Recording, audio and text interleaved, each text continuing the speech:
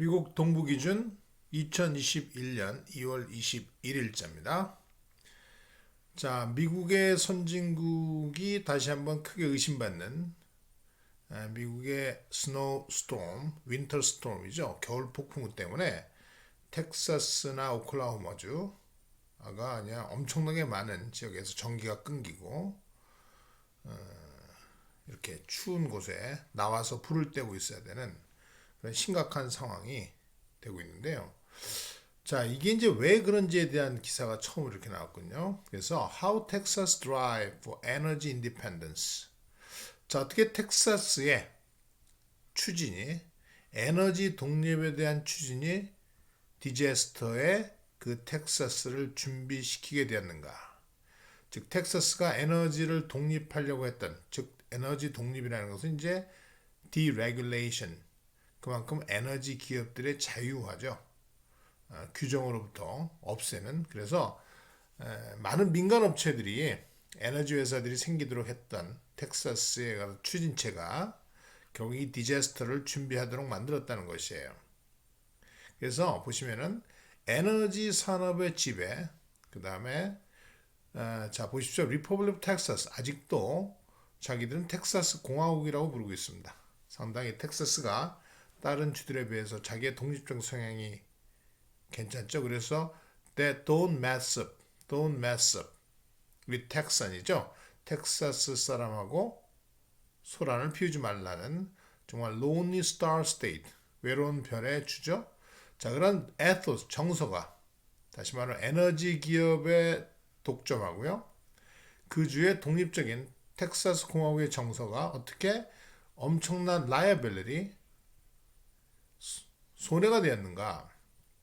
에너지가 수백만 명의 레지던트 시민들한테 흘러오는 걸 멈추게 되었을 때 어떻게 이 엄청난 약점이 되었는가라는 겁니다.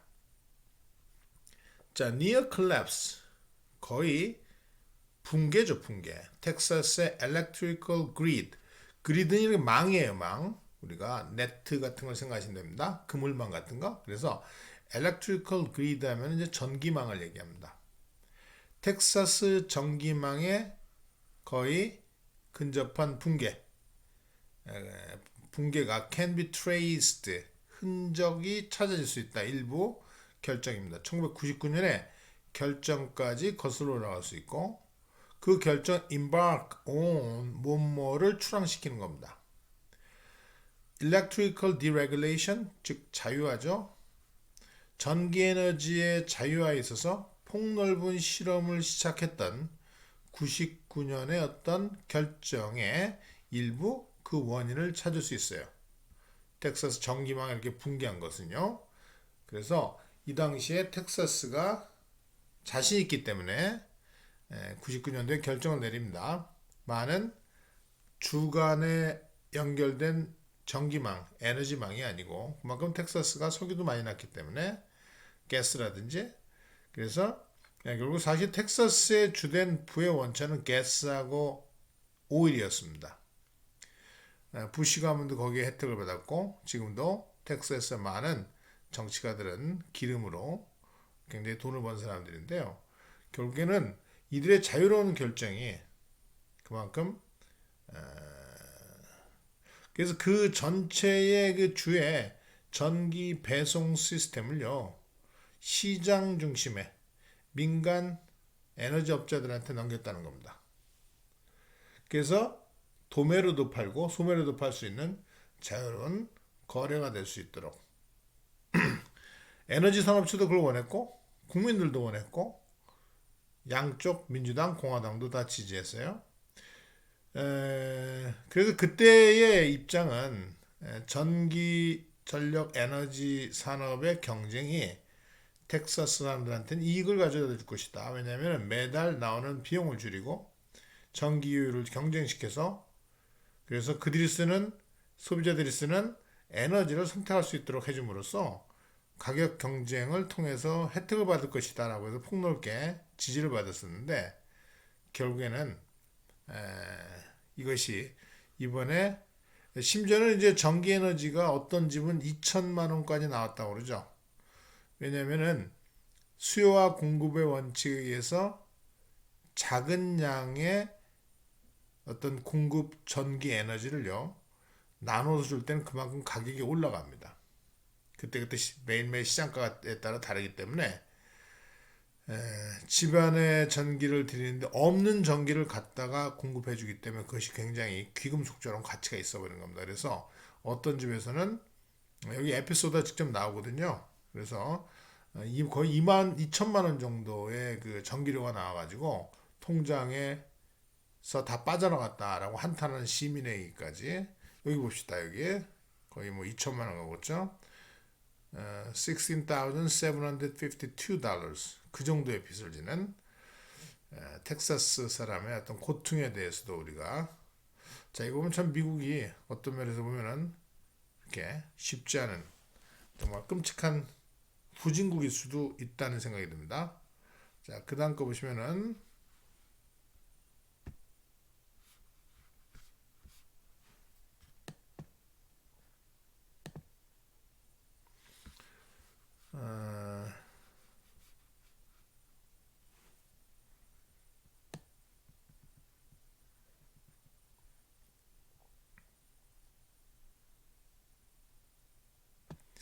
어, 이거 한번 볼까요? What are sperm telling us? 스펌 정자수가 이제 많이 줄고 있다는 사실은 우리가 다 알고 있습니다. 그래서 칼럼을 썼는데요. 정자수가 어떻게 심각하게 줄고 있는지 정말 심각한 상황일 수밖에 없다고 지금 칼럼을 냈어요. 그래서 지금 이 내용을 보시면은 과학자들이 말이죠. 정자수가 줄어들고 난자의 질도 굉장히 낮아지고 있다고 하는 것에 대해서 걱정을 하고 있습니다. 그것은 바로 왜 그러냐면은 플라스틱이라든지 또 심지어는 우리가 매일매일 쓰는 그런 물품들이 있지 않습니까? 쿠션이라든지 화장품, 샴푸, 통조림, 심지어는 아까 말씀드린 대로 이제 영수증 거기에 나오는 엔도크린 디스럽터스 해가지고 엔도크린 분비물을 방해하는 물질 때문에 그렇다라고 과학적 근거를 제시하고 있고요. 화학 회사들은 아랑곳하지 않고 옛날 담배 회사들만큼이나 과감하게 밀고 나가고 있어가지고요. 결국은 로비를 벌여가지고 엔도크린을 억제하는 물질 테스팅, 안전 테스팅을 거부하도록 만들고요. 그래서 정말 이 제품들이 우리의 일상을 어떻게, 우리의 건강을 어떻게 해치는지에 대해서 누구도 알지 못하도록 법을 만들지 못하도록 해내고 있습니다. 결국에는 이 스पर्m이 줄어들면 그만큼 우리의 후세에 있어서도 큰 문제가 되겠죠. 물론 뭐 당장은 영향을 안 먹겠지만 점점 더 우리의 인간 생존의 질이 떨어질 수밖에 없고 인간 생존의 가능성이 낮아질 수밖에 없는 그런 상황입니다. 그 다음에 이제 보시면은 여기 보면요, What this wave of anti-Asian violence reveals about America. 자, anti-Asian 아시아계에 대한 아시아를 칭호하는 폭력의 첫 이런 충격파가 미국에 대해서 무엇을 드러내고 있는가? 애니 앤닌 챙이라는 영문학 교수가 칼럼을 썼군요. 그래서 23살 된 엊그제인가요? 지난 3월 달에, 작년 3월 달에 23살 된 한국 여성이 뉴욕에서 얼굴을 누가 때려가지고요. 그러면서 얘가 이제 코로나 바이러스 가지고 있다라고 그런 비판도 받았고, 코로나를 퍼뜨리는 주역 중에 아시아계 미국인들이 많이 공격을 받고 있고요. 심지어는 침을 누가 뱉는다든지 때린다든지 화학물질을 뿌린다든지 이런 경우가 많아서 아시아 증오 범죄가 엄청 늘었습니다. 심지어 2020년에 보고된 내용이 2,800건이라고 그러는데요. 그 중에서 240건이 폭행 관련이 됐고 그 폭력이 지난 1월 달에는 샌프란시스코에서 84살 된 태국 할아버지가 거리에서 한 방 맞아가지고 어떤 누군가에 의해서 맞아가지고 죽은 경우가 있고요. 91살 된 중국 노인은 또 맞아가지고 땅에 밀쳐지는 그런 폭행을 당했고, 자, 아시아계의 미국에서는 아시아계들은 상당히 백인과 가까우면서도 흑인과 또는 히스패닉과 좀 다른, 경제적으로도 열심히 살면서도 좀 부유하지만 결국 흑인도 아니고 백인 편에도 아닌 그런 어중간한 입장에 처해 있는 인종입니다. 이들이 최근에 공격받는 상황이 굉장히 심각하다고 봅니다. 이렇게 아시아 사람들은 모델 마이너리티라고 그래가지고요. 그만큼 그 아시아계 미국인들은 백인 문화의 주류로 가는데 상당히 다른 인종에 비해서, 다른 레이스에 비해서 가깝다고 여겨졌는데, 그들의 공격이 지금 결코 쉽지 않은, 그래서 화이트 어전트라고 그래가지고 백인의 부속물이다라는, 백인 옆에 있는 사람들이다, 인종이다, 이렇게 취급을 했었거든요. 자, 이들이 공격받는 게 심상치 않다라는 우리가 한간의 뉴스를 통해서 칼럼을 지금 정리하고 있고요. 그 다음에 보실 것이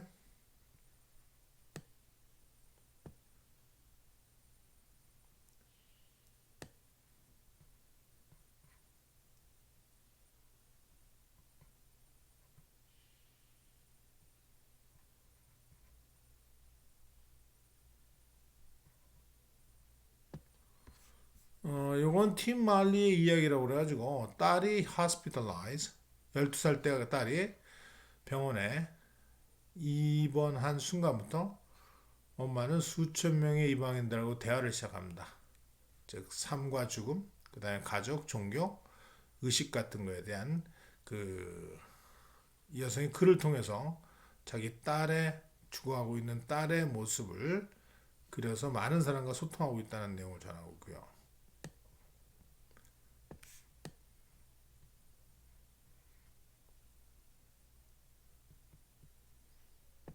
요거를 보시면요, 코로나 바이러스 쉐임이라는 말은 코로나 바이러스에 확진됐던 사람들의 수치스러움이에요. 다시 말하면은 확진됐던 사람들에 대한 차별을 얘기하거든요. 캐나다는 굉장히 부드럽고 온화하고 신사적인 나라다 이렇게 여기고 있지만, 실제로 코로나 바이러스 기간에 어떤 확진자에 대한 혐오가 증가하고 있습니다. 우리나라에서도 아마 그런 현상이 있을 거고 미국에서도 이런 현상이 있을 텐데요. 26살 된 젊은 남성이 코로나 바이러스, 주로 이제 여행객을 목격하는 세일즈맨이었거든요. 그래서 그가 이제 코로나 바이러스 확진됐습니다. 확진돼 가지고 그가 겪는 고통 때문에 도저히 동네 사람들, 그 지역 사람들의 비난 때문에 다른 쪽으로 가서 살 수밖에 없는, 즉 서부로 옮겨서 먼 도시로 떨어져서, 동부에서 서부로 오는군요. 서부에서 동부로 오는군요. 그래서 죄송합니다.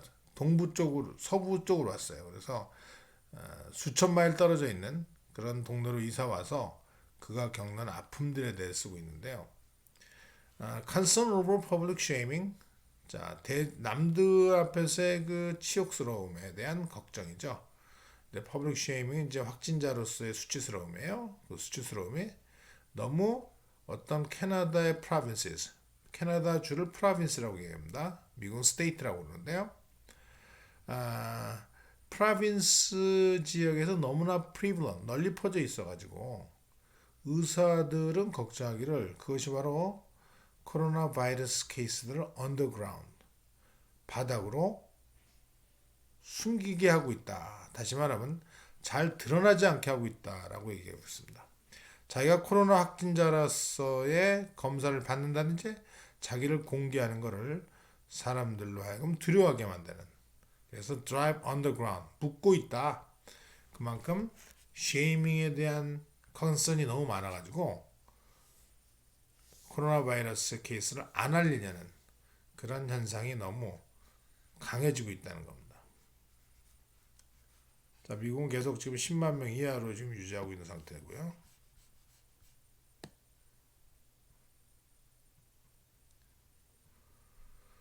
그다음에 요거는요, 다 이게 음식이 굉장히 맛있게 생겼죠? 이게 다 이제 실제로 낙농업이 없는, 즉 고기가 없는 요리들입니다. 그래서 과학자들은 engineered, 기획해 나갔다, 만들어냈다는 것이죠. 이렇게 비건 디너를 실험실에서 과학자들이 실험실에서 비건의 식탁을 기계적으로 만들어내는 거예요. 내 가족이 이걸 다 먹어버렸습니다. 너무 맛있었던 거야. ate up, 다 먹어버렸죠. 스타트업스, 신흥기업들이 farm meat, 가짓, 가짜 고기들을 기획해내고 eggs, 달걀들을 만들어요. 다 far입니다. 이거는 far라는 건 이제 가짜, 진짜 고기가 아니라는 거죠. 근데 고기 맛과 똑같습니다. 낙농 제품들을 지금 만들어내고 있습니다. 공학적으로. 자, 그 제품을 만들어내는 것이 제품들이 conjure future. conjure란 말은 끊어낸다는 뜻이에요. 마술사가 비둘기를 하나 탁 만들어내듯이 미래를 만들어내고 있어요. 우리가 farm to table, to lab to table. 자, 농장에서 테이블로 오는 게 당연하죠. 그래서 농장에서 갖다가 식탁에다 갖다 놓는 거로부터 실험실에서 테이블로 가져오는, 실험실에서 만들어진 그런 가짜 고기, 가짜 계란, 낙농 제품들로 우리를 이동시키고 있는 거예요. 그런 신비한 미래로 우리를 끌어내고 있다는 것입니다. 아주 먹음직스럽습니다. 다 페이크 베이컨이에요. 이 베이컨도 페이크입니다. 이거는 베이컨은 from, 여기 보시면 from the root systems of fungi. 곰팡이의 그 뿌리 시스템으로부터 만들어내는 베이컨입니다. 맛이 똑같죠? 진짜 고기를 안 먹고 실험실에서 만들어진 가짜 대용식 고기를 먹을 날도 먼저 아는 것 같습니다.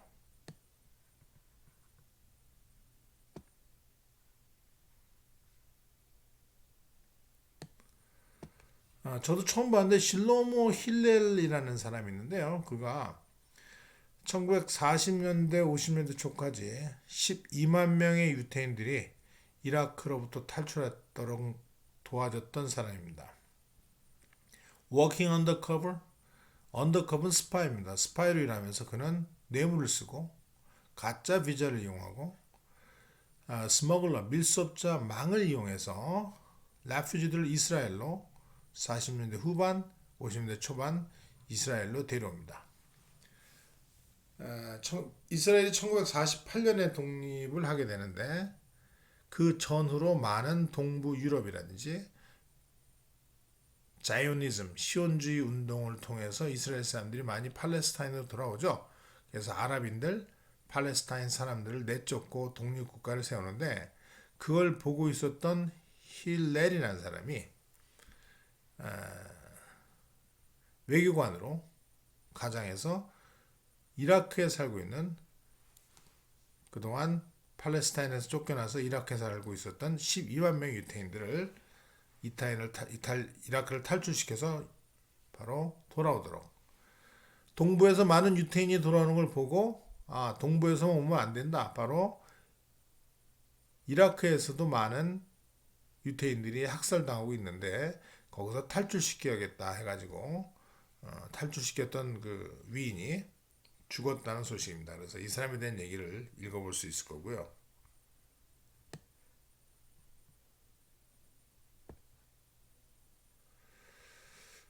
그 다음에 이제 에어비앤비가 호스트를,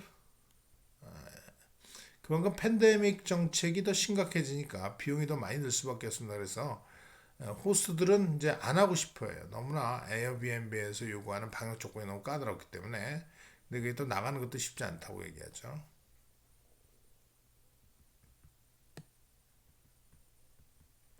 자, 그다음 또 볼 게 뭐가 있나요?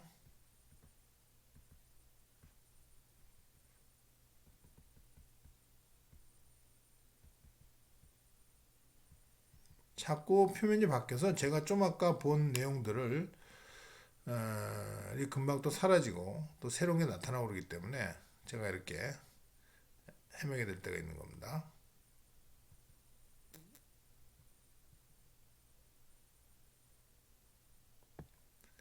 여기 보시면 이것도 한번 볼만한데 이 락다운이 패스가 showed how economy exploits 어떻게 이 경제가 여성들을 착취하는지를 보여주고 있습니다. 이미 이 여성은 알고 있었던 거예요. 거의 80 가까운 학자 실비아 페레리치라는 여성 경제학자입니다. 여성 경제학자가 수십 년 동안 경고해 왔었는데 우리가 가사 노동을 가치 이하로 보게 될 때, 가사 노동의 가치를 인정하지 못할 때 무슨 일이 일어나는지, 겨우 여성들의 가사 노동이 얼마나 중요한지를 그동안 세계에 알렸던 경제학자입니다. 근데 코로나 바이러스 기간 여성들은 보이지 않는 가사 노동에 시달려서 더욱더 여성들이 착취될 수밖에 없는 그런 구조라는 걸 보여주고 있고요.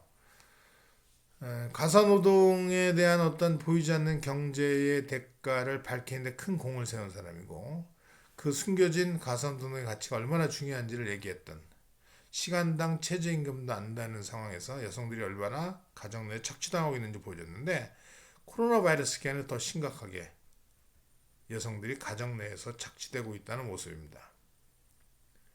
오늘 여기서